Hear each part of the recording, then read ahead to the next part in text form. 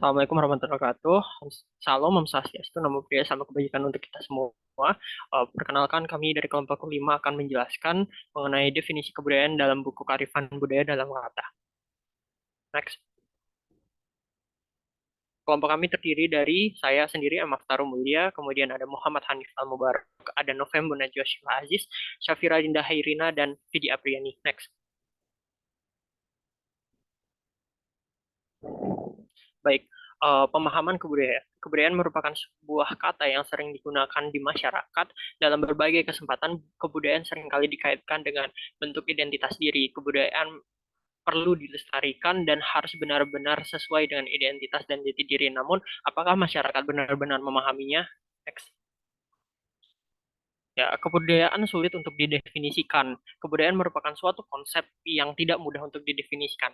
Mengapa demikian? Karena hal ini selaras dengan sifat manusia yang multidimensi, di mana manusia dapat didefinisikan dari berbagai macam sudut pandang dan dimensi yang membuat konsep kebudayaan itu juga menjadi beragam. Next. Manusia adalah bukan binatang. Mengapa demikian? Manusia dilahirkan dengan kemampuan kognitif yang memungkinkan untuk berpikir. Pemberdayaan kemampuan itu juga memungkinkan manusia menghasilkan pemikiran, akal budi, hingga perasaan sehingga menghasilkan kebudayaan. Inilah yang menjadi pembeda antara manusia dengan hewan. Baik, selanjutnya adalah manusia makhluk sempurna. Manusia diciptakan sebagai makhluk yang dilengkapi akal budi untuk bertindak, otak untuk berpikir dan belajar, dan perasaan untuk mengendalikan emosi. Akal budi, perasaan, serta otak dapat diberdayakan untuk mengatasi hal duniawi dan melahirkan kebudayaan seperti bahasa. Binatang tidak dapat menghasilkan tanda kebudayaan seperti manusia dan tidak mengalami perkembangan sebab binatang hanya mengandalkan nalurinya. Lanjut. Perkembangan manusia. Pada mulanya, manusia hanya menggunakan batu untuk memperoleh makanan, memotong daging. Namun, manusia melakukan perkembangan dalam penggunaan batu, belajar dari batu, maka manusia mendapatkan ide dalam berburu. Salah satunya dengan menjerat binatang sehingga tidak perlu susah payah. Manusia juga melakukan rekayasa ayam petelur untuk menghasilkan produk telur dengan cepat. Dapat diambil kesimpulan bahwa ilmu pengetahuan adalah hasil dari kebudayaan berupa hasil proses usaha atau belajar dalam mengatasi keterbatasan dalam hidupnya. Lanjut. Kemudian konsep kebudayaan. Menurut Masinambo, konsep kebudayaan bersifat materialistis dan idealistis. Materialistis merupakan hasil adaptasi pada lingkungan alam yang berfungsi untuk mempertahankan kehidupan masyarakat.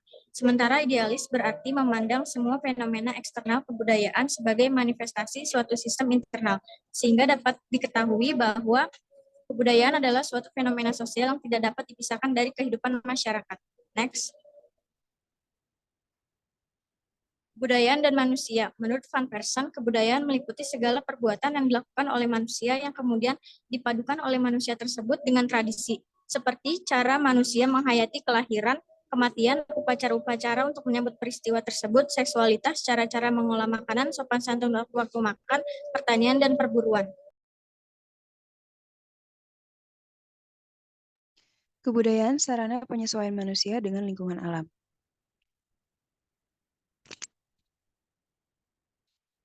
Gruber membedakan dua aspek dalam kebudayaan, yaitu kebudayaan nilai dan kebudayaan realitas. Kebudayaan nilai bersumber pada kreativitas manusia, sedangkan kebudayaan realitas berhubungan dengan usaha manusia dalam mempertahankan hidup dan penggarapan hidup dengan ekonomi dan teknologi.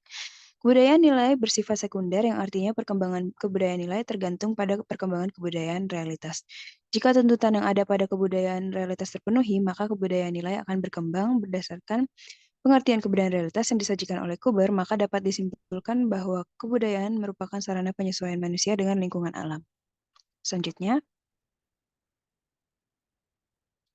kebudayaan merupakan tindakan yang dibiasakan oleh manusia dengan belajar. Dalam antropologi, Kencara Ningrat menjelaskan bahwa kebudayaan adalah keseluruhan sistem gagasan, tindakan, dan hasil karya manusia dalam rangka kehidupan masyarakat yang dijadikan milik diri manusia dengan belajar. Pokok-pokok yang disebutkan dalam definisi tersebut adalah sistem gagasan, tindakan, hasil karya, penyelenggaraan kehidupan, dan proses belajar. Dari definisi tersebut menunjukkan bahwa seluruh tindakan manusia adalah kebudayaan, karena kebudayaan merupakan tindakan yang dibiasakan oleh manusia dengan belajar. Melalui proses belajar tersebut, manusia menghasilkan kebudayaan sebagai miliknya. kebudayaan sebagai proses pemikiran manusia. Kebudayaan merupakan keseluruhan proses pemikiran dan hasil usaha manusia yang dipahami dan dihayati, serta menjadi milik bersama melalui proses belajar untuk mengatasi keterbatasan manusia dalam mempertahankan dan memfasilitasi keberadaan hidupnya. Keseluruhan proses itu dipicu oleh rangsangan atau stimulan yang pertama dirasakan oleh manusia. Kemudian selanjutnya manusia terhadap air. Manusia tidak mampu menghilangkan rasa dingin yang memang ada dalam air. Air dingin tetaplah dingin, air yang panas tetaplah panas menurut karakter air itu sendiri. Manusia tidak dapat mengubah air yang dingin atau panas menjadi tidak terasa apapun sesaat ketika air itu menyentuh kulit tubuh.